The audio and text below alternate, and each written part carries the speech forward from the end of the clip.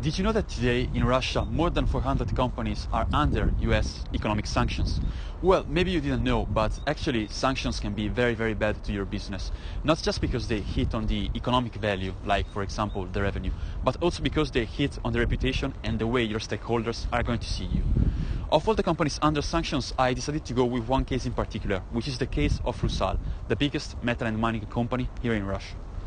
The choice of RUSAL was not by chance, but was actually dictated by the fact that they had sanctions imposed against them last April and managed to have them lifted in January, a rather short amount of time, which led me to think that maybe they had some strategy or at least some measures to resort to in case of sanction imposition. On top of that, I decided to look at the whole case with a deductive analysis, for example at all the press releases and all the info in the media, in order to identify some measures that could be implemented in the general aim of my dissertation, which is to provide a global communication strategy for companies under sanction, in order to ease the sanction lifting process and also to mitigate the negative repercussions on the reputation.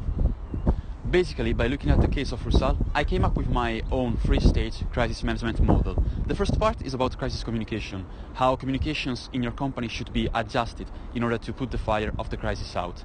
The second part is about lobbying, which was actually the main dish in RUSAL's overall strategy.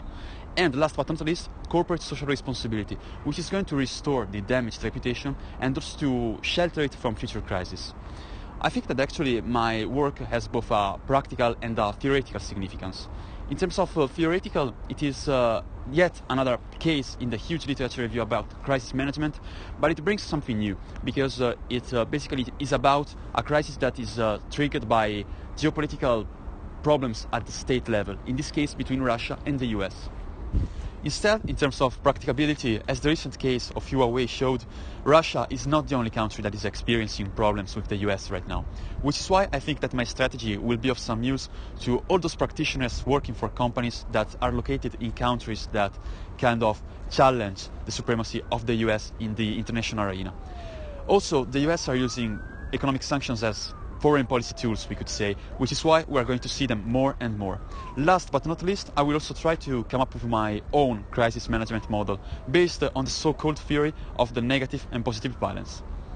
To put it simple, whenever your company is put under sanctions, it's like you're called into a game, and like any other game, you need your strategy to succeed and to be ready, like I was right now. Thank you so much, guys. I think it's okay.